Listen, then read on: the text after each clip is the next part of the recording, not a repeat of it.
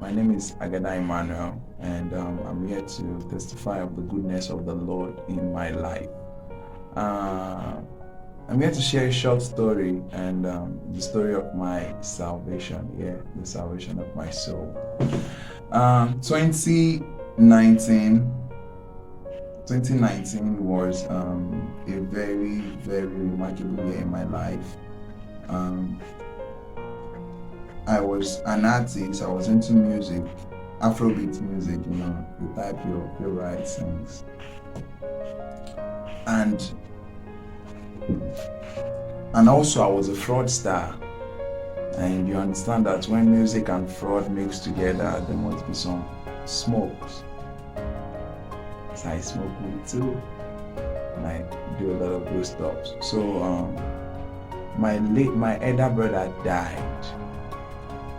So when my brother died, as at March 2019, March 2019, March 31st or 30, something like that. When he died, there was a lot of questions in my heart that has been unanswered because, you see, as a young boy, I believed school wasn't my thing. I wasn't planning to go to school. I just believed that if you get money, people will give you respect. So I went for money. So when my brother was at the hospital, we were trying to revive him and do everything that is necessary. I saw that money had no value because money failed. There was no money. The doctor said we should bring that wasn't really available. But until my brother died, there was nothing the doctor could say was wrong with him. So it is really a matter of, so what up? How far can this money help me? How would it save me? So there was so much questions after my brother died in my heart. So many questions that I needed answer for. And at that point, as I was going, I started having strange dreams. And one of the dreams was that a woman appeared to me and told me that I was going to be the next to die. So my mom too had dreams. People were just started having some kind of funny dreams, spreading fear in the atmosphere, that this and that and that. So my mom said there's a particular, what's his name? There's an oracle in my village. It's called Aleku. You have to, when you see things are going like this majorly, according to what they said it was the one that was responsible for my brother's death.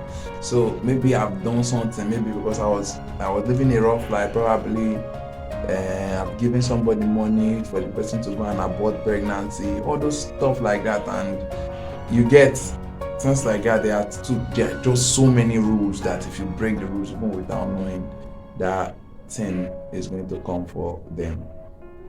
So when I went, so they told me that I have to go to the village to go and, so I went.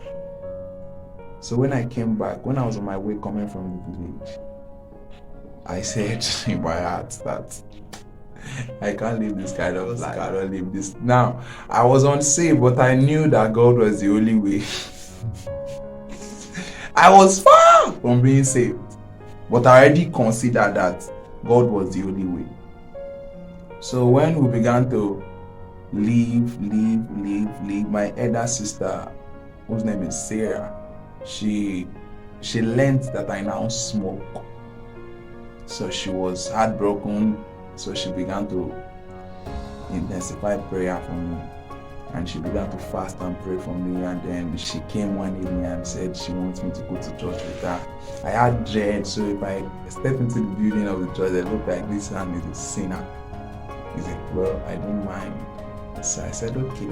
I had been calling upon the name of the Lord as I thought I was. I have been doing all these things, but the day I call upon the name of the Lord in that place, in that atmosphere, from that place, Mercy was wired down to me. And I called upon the name. I could remember my prayer. I said, Lord, I'm ready to serve you. Whatever is not going to make me serve you, take it away. I prayed that prayer from the depth of my being. I had never touched that place of my life before that prayer was coming from.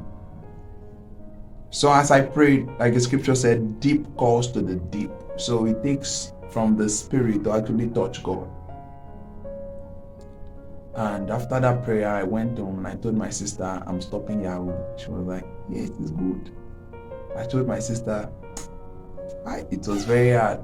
The devil began to open new doors in the street. So there was contention if I should stop or I should move on. And that was how the journey began. And it's been 3 years now, so, and it's going to be forever because I'm in love. Yeah, this is my testimony and the testimony of my salvation. I believe this will do something for you and for those that you share it with. Thank you very much.